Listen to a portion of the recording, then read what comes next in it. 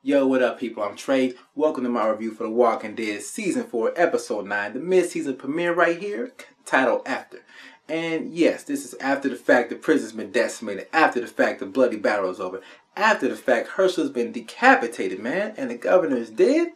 Yes, we see both fallen companions on the battlefield. Well, I can't really call the combatants on the battlefield. I don't know. See, now there you go. I can't call the governor a companion, but I can't call Herschel a combatant. He wasn't given a fair chance to fight, man. Not in this situation. But we see both of them on the battlefield. Michonne is scouring the battlefield, looking for, I don't know what she's looking for, man. She's looking dazed through this whole episode. And we get like a pretty eerie flashback with her. And we get to see these, the previous Walker bodyguards that she basically used to protect herself from other walkers. We see who the characters really were. And I thought, like initially, I thought there were some people that actually wronged her in the past. But no, they were actually people that she cared about. Her lover and her lover's friend looked like. And that whole flashback, oh, that was pretty eerie. Seeing Michonne with a baby in her hands and seeing her in a real life kitchen setting was kind of weird in the first place. I was like, okay, Michonne, I see you out here looking normal. And yeah, and that just went to hell. I mean, everything just got really weird and really eerie. Like the blood started coming out of old man's face and his arms just all of a sudden disappearing. The baby disappeared. I'm like, oh crap, wake up, Michonne, wake up. And yeah, she's just going through this whole episode days. She even makes 2 more protector walkers, just like she made before. I guess she figures since she's out by herself, she needs something to protect herself or getting back into her old habits and her old ways. And so she's just walking through the forest, and she has this whole group of walkers around her. Look like they're about to bounce off into the Thriller dance right here because you got a whole herd, like they're migrating and stuff. And after a while, she just realizes, I don't know, she has like a breakdown in her head, and she just starts chopping up everybody, man.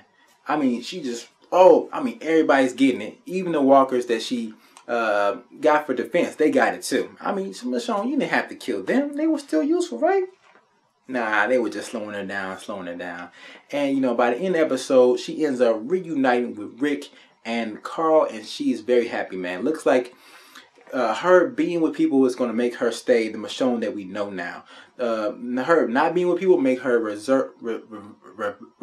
to that old Michonne that we first met when we first got on the scene. But I mean, Rick and Carl, she had a big old smile on her face, knocked on the door and stuff like that.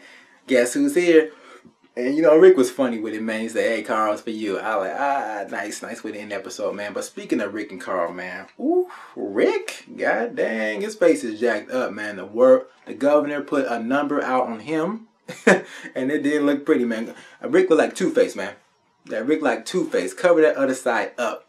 And Carl, you know, we find out that Carl is basically blaming Rick for everything that goes wrong in this episode. He's just being a real jerk to Rick. And I mean, look at Rick, Carl. Does he look like he needs any more trouble? He got enough trouble. So they're basically going through houses and going through look like convenience stores, trying to find supplies, trying to stay alive, trying to do what they do best. And Carl's just giving Rick a hard time the whole way. And even at one point in time, she said, Shane taught me how to do this. You remember Shane? I was like, oh, no, you didn't. No, you did not bring up Shane in this situation, man. Like, oh, you out of line now. And then at one point in time, Rick passes out and looks like, you know, they try to scare us, try to tell us, like, you know, Rick could die. But I'm like, yeah, right. He ain't gonna die like this. Maybe a real pussy death for Rick to just go out and sleep like that. And then Carl just lets loose, let all his feelings out, and he sets off in the world. Say he wishes his dad was dead. I'm like, no, Carl, no, you don't, man. Life without a father is not a good life. Trust me on that. And you don't want that in your life. Your father's very useful, and he figured that out by the end of this episode, man. Carl, he's a little too big for his britches, man, this one, okay? He thought he was top dog, and he got taken down a few notch, man. He got reminded that he is still a child. And it reminded me, too, because I thought that Carl could actually handle himself in a situation like these. But, you know, he got caught up, and he almost died. Like, pretty close calls. He was actually treating the whole thing like a game at one point in time. And I think by the end, he realized that this ain't no game. This is serious. And, you know, Dad, I really missed you. And that one scene when Rick was looked like he was about to be like a full-fledged zombie, falling off the sofa, trying to grab on Carl. Carl was like, man, I can't do it, man. It's over. It's a wrap. You know, because you look at it from Carl's point of review, man. He's already killed one of his parents, man, in cold blood. I mean, yeah, she had to go, but, you know, he the one who did it. He put her out of her misery.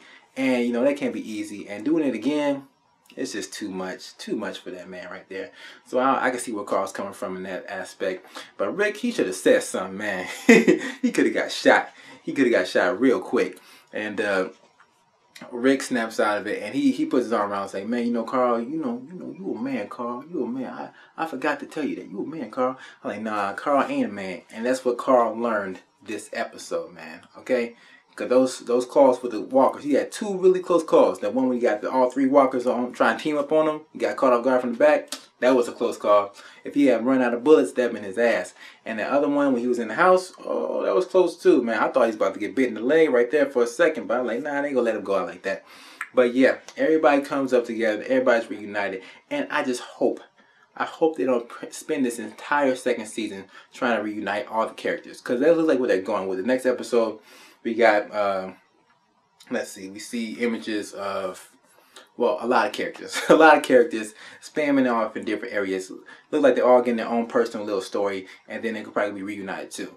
But hopefully it doesn't take too many episodes up out of the season, because I want to see them get into some more story arcs and some new developments. But yeah, that is it. Overall, I thought the episode was pretty slow. You know, had pretty slow moments up in there. But, you know, coming back from the season finale, which was pretty, like, really epic. I'm not season finale. The mid-season finale was really epic. I mean, it'd be a tough act to follow for any episode, okay? But, yo, I want to hear y'all thoughts about this. Go ahead and leave some comments below. And go ahead and like if you enjoyed this review, all right? I'm out of here, y'all. Enjoy your nights.